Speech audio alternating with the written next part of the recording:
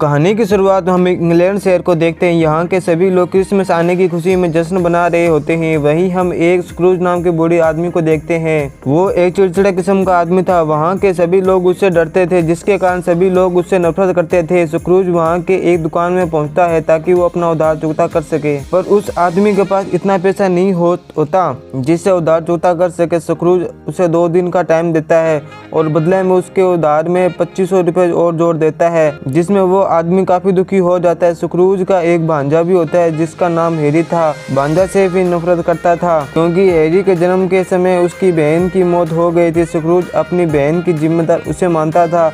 इसके बाद वो अपना ऑफिस आता है। वहीं पर बॉब नाम का एम्प्लॉयर क्रिसमस की छुट्टी मांगता है, जिसे स्क्रूज उसकी तनख्वाह में से कुछ रुपए काट लेता है। बॉब उसे पैसे ना काटने को कहता है क्योंकि उसके बेटे की तबीयत बहुत खराब थी। बॉब बाहर आता है तो अपने बेटे टीम से मिलता है जो बहुत बीमार था। स्क्रूज खिड़की से वो देख रहा था। कहीं ना कहीं उसे भी दुख होता है, उसे बॉब के पैसे नहीं काटने चाहिए थे। इसके बाद वो अपने घर आता है। स्क्रूज को ऐसा महसूस हो रहा था उसके पास कोई है, पर वो इग्नोर कर देता है। जब वो अपने कमरे में सोने जाता है तब उसे कुछ बर्फ की परत जमने लग जाती है। देखते देखते वे चारों और बर्फ ही बर्फ हो जाता है। तभी उसे जंजीरों से जकड़ा हुआ उसका बिजनेस पार्टनर दिखाई देता है। स्क्रूज ये देखकर काफी डर जाता है। उसे लगने लगता है यह सब कुछ सपना है। तभी उसका पार्टनर अपने तरफ खींचता है। वो बताता है यह कोई सपना नहीं बल्कि हकीकत है। वो कहता है ये मेरे जंजीरों को देखो जिसमें मैं जकड़ा हुआ हूँ। ये मेरे जीते जीत किए गए पापों की सजा है। मेरी जैसी तुम्हारी हालत ना हो इसलिए मैं तुम्हें चेतावनी देने आया हूँ। कल सुबह से पहले तुम्हारे पास 3 स्पिरिट आएंगे जिससे सीख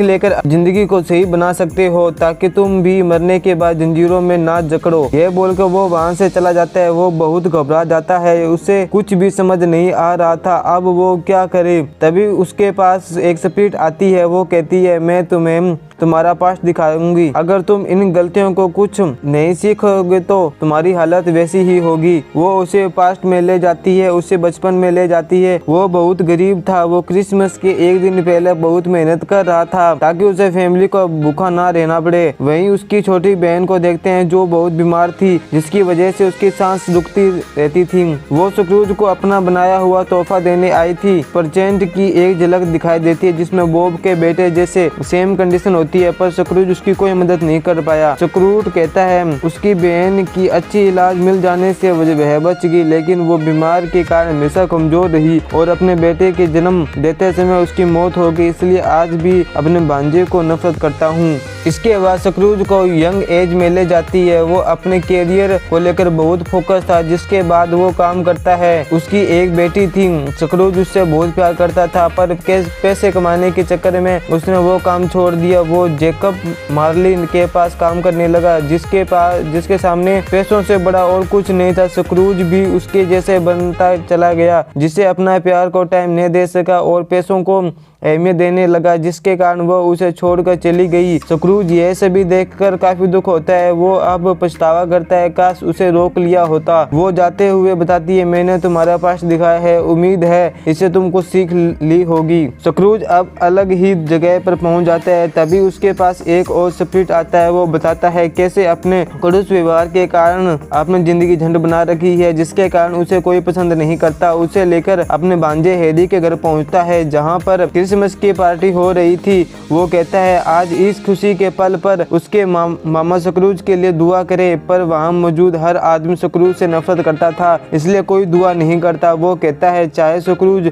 कैसे भी हो, आखिर है तो मेरी मामा। मैंने अपने माता को नहीं देखा, पर सुना है मेरी माँ अपने भाई से बहुत प्यार करती थी। अगर ऐसा है तो वो एक दिन अपने अंदर छुपा हुआ इंसान जरूर बाहर आएगा। वो थोड़ा इमोशनल हो जाता है। उसकी वाइफ आकर उसे संभाल लेती है। ये देखकर स्क्रूज को अपने प्यार की झलक दिखाई देने लग जाती है। अब वो स्पिरिट उसे लेकर बॉब के घर जाता है। बॉब के बहुत सारे बच्चे थे। वो अपनी स्क्रूज के लिए दुआ कर रहा था ताकि वो उसे इतना भी बुरा नहीं मानता था। यहाँ बॉब का बेटा तो गाना गा रहा था जो कि बचपन में स्क्रूज की बहन गाया करती थी। वो गाते गाते बेहोश हो जाता है। स्क्रूज को भी अपनी बहन की झलक दिखाई देती है। उसकी बहन भी इसी तरह बीमार थी। वो उसे प्रेजेंट दिखाकर गायब हो जाता है। तभी उसके सामने एक और अजीब सा स्पिरिट आता है। वो कुछ बोल नहीं रहा था। वो एक जगह इशारा करता है। उसके ऑफिस के सामने बहुत सारे लोग जश्न बना रहे होते हैं। वहाँ जितने भी थे वो कभी ना कभी स्क्रूज से उधार लिए थे। वो जश्न इसलिए मना रहे थे क्योंकि स्क्रूज की मौत हो चुकी थी, सभी को कर्जा से छुटकारा मिल गया। स्क्रूज को ऐसा लग रहा था सभी लोग उसके गुणगान कर रहे हैं क्योंकि उसे अभी तक नहीं पता था सभी लोग उसकी मौत पर खुशी हो रहे हैं। जिससे स्क्रूज फ्यूचर की एक घटना देखता है जिसमें बॉब की बेटे की टीन की मौत हो चुकी है। ये देखकर उसे बहुत दुख होता है। वो कहता है मैं उसे बचा सकता था। तभी वहाँ पर दो लोग स्क्रूज की डेड बॉडी लेकर आते हैं और बहुत बेइज्जती के साथ कब्र में डाल देते हैं। यह देखकर वो घबरा जाता है। वो अपने आप को उनकी जंजीरों में जकड़ा हुआ देखता है। फिर वो स्पिरिट उसकी ओर बढ़ने लगता है। स्क्रूज बहुत रिक्वेस्ट करता है पर उसकी कर्मों की जंजीरों कब्र की ओर खींच रही थी। पर वहाँ से वे सीधा अपने बेडरूम में पहुँच जाता है। अब उसे सब एहसास हो गया था वो कितना गलत था। वो सब कुछ ठीक करना चाहता था। वो अपने भांजे के पास जाता है। गिफ्ट के बदले में अपने बहन का बनाया हुआ गिफ्ट दे देता है। वो अपने पहले ही सारी गलतियों के लिए माफी मांगता है। फिर वो अपने एम्प्लॉयर बॉब के पास जाता है जिसे अपना बिजनेस पार्टनर बना लेता है ताकि उसकी कमाई बढ़ जाए और अपने बेटे का सही से इलाज कर सके। वो उन सभी को अपने घर बुलाता है। चुकाने में असमर्थ थे तो उनके सभी उधारों को माफ कर देता है। इसी के साथ ये मूवी यहीं पर समाप्त हो जाती है। Thanks for watching. और गाइस ऐसी वीडियो और देखना चाहते हो तो कमेंट बॉक्स में दिए गए लिंक पर क्लिक करके देख सकते हो। वीडियो